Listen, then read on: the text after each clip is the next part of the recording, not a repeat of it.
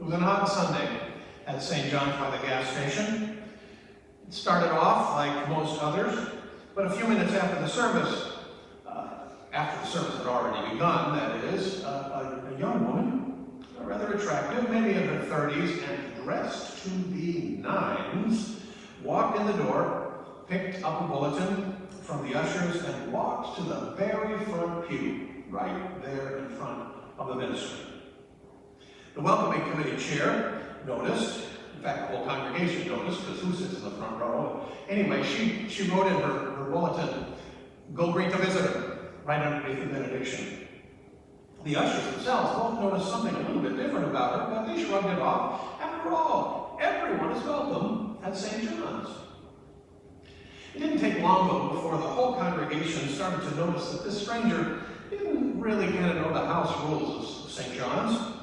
When the first hymn started, everybody else stood up but her. And when she did figure out, a few measures in, that she should have been standing up, she shot up like a jack in the box, only to accentuate that she wasn't sure about their customs. Since she was at the front of the church, most folks couldn't hear her singing, but the pastor could. She had some sort of accent. It sounded sort of maybe Portuguese or something by the way that she pronounced her S's, but that's not what he noticed most. Her voice was enchanting, mellifluous, full-bodied, and baritone. By the time the welcoming committee chatted with her, it was pretty well established that she hadn't always been a she. And as word gets around at St. John's, it wasn't long before this news had found its way to the elders. Now, none of them really wanted to call the pastor individually about this. They found their pastor to be sort of a liberalish, wishy-washy, he called himself progressive, whatever that meant. Nobody could ever quite figure him out. So they figured they better get themselves together and call for a meeting as one. That way we couldn't kind of pick them off one at a time. So they did. They got together, called them up, and a special meeting was scheduled for Tuesday night. Special meeting of the Board of Elders. So they sat in the church library, and they sat in their non-assigned seats where they always sat for every meeting. The pastor started the meeting with a prayer, and after the Amen, he said, just quite simply, "Okay, so let's talk." At issue was the visitor who had sat in the front row in church on Sunday. Some of the elders called the visitor a he, some called her a she, and others just weren't sure what to say at all because they wanted to be kind, but they weren't sure what the kind thing was to say. They were kind of all bollocks up and not sure. Now, when things got rolling, it came as no surprise that the pastor had summoned a whole raft of biblical passages to inform the elders about their obligation to be pastoral and loving. He quoted Jesus, he quoted Paul, he found some weird passages in the Old Testament that nobody had ever heard of and probably would never hear again in their lives.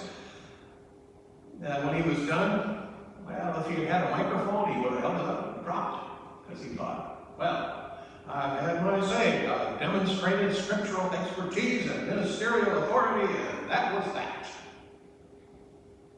Except it wasn't that. One of the elders, a wise man, a fellow in his mid-60s, kept the meeting going with two simple words. Two simple words. He said, But still,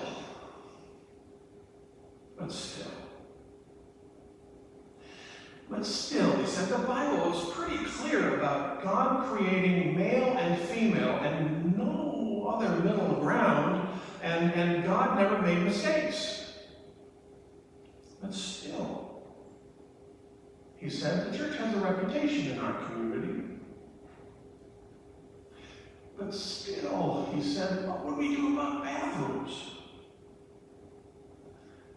But still, he went on, he thought about this for a little bit of time. He said, but still, what if this person really felt welcomed?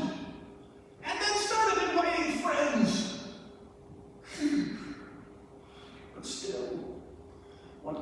example might this set for the youth who are in the most sensitive stages of identity formation? Just those two words, but still.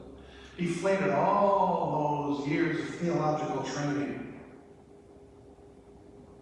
Meeting was over, so it seemed. Another of the elders asked, well, could we just sit in silence for a little bit? Instead of filling the room with words and opinions and whatnot, could we just be quiet? It seemed like a good idea at the time, so that's what they did. They sat and they thought, and they breathed, and they prayed. And they kind of wished that they had been home watching Jeopardy instead of going to an uncomfortable meeting. Then the youngest of the elders, not very old actually, but a wise young woman in her mid-30s, and she raised her hand and said she wanted to ask a question. That's what she said. She said, I have a question.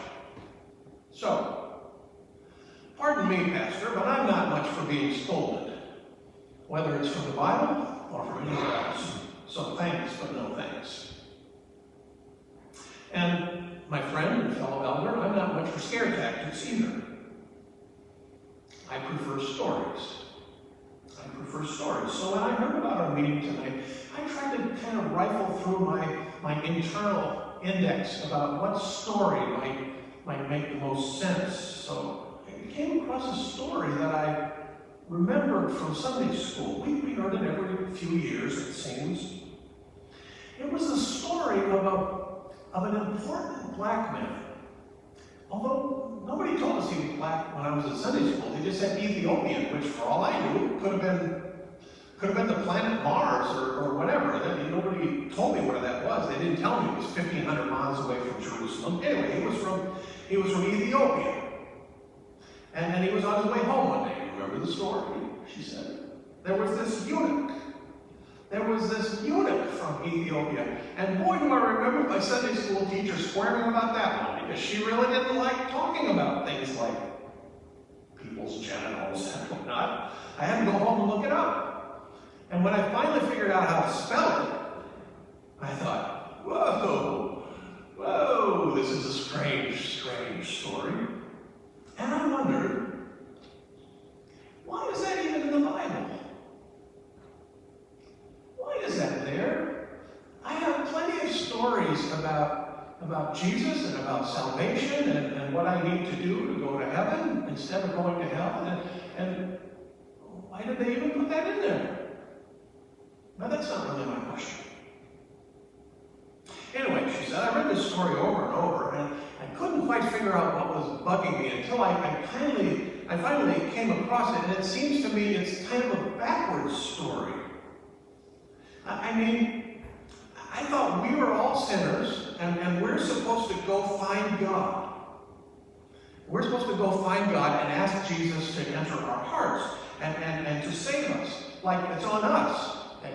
We're obligated to invite Jesus into our hearts. But when I look at this story, it looks like God is going after this guy.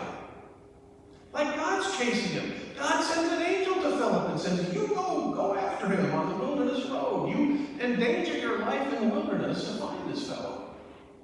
And then when they do meet on the road, the Holy Spirit kind of has to push him. Come on, all right, now talk to him. This is your opportunity. It seems like God went after him, not the other way around. Isn't that weird? But that's not really my question either.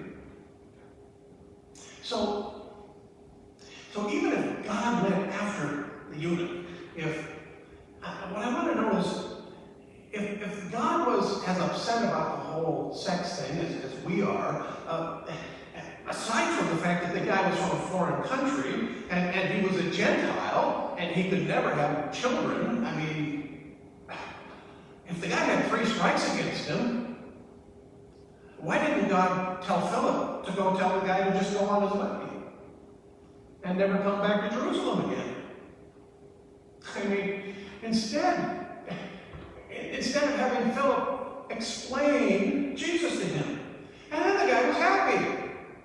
He was happy, went on his way rejoicing, like God loved him. But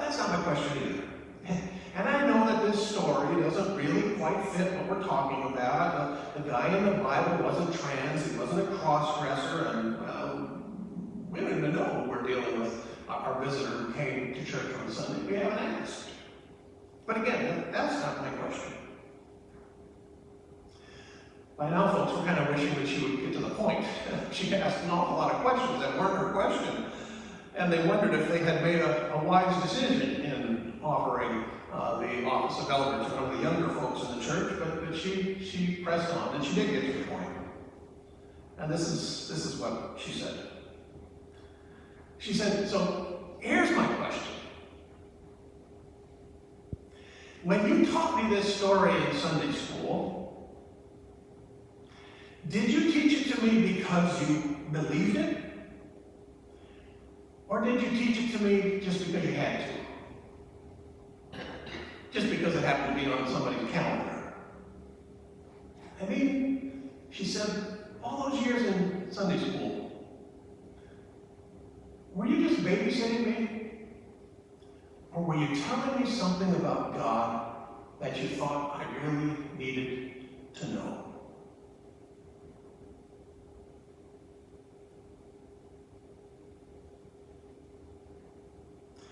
At that, the room went quiet. And I'd like to tell you the decisions that the elders made at that meeting, except they didn't decide anything. They didn't even have another motion, other than a motion to adjourn after a fairly long silence. Not even the minister, who always had something to say about everything, not even the minister knew what to say to that question. But the clerk of the Board of Elders knew that she had to put something down in the minutes. And so she did write something for the historical record. So if you happen to come across the minutes of the Board of Elders at St. John's by the gas station from that Tuesday night, this is what you would find written there. The elders met on Tuesday, June 15th, 2021. The meeting opened with prayer.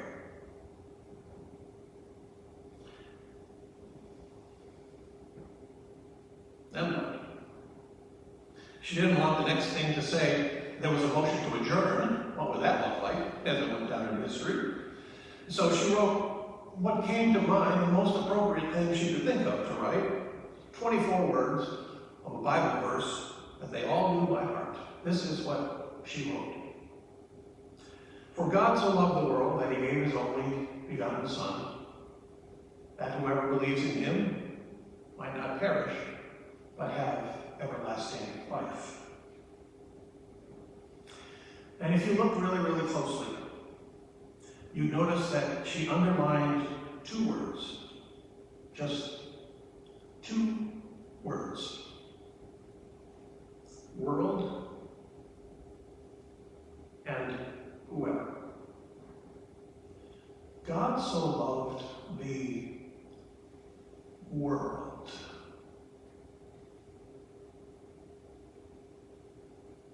that whoever believes in him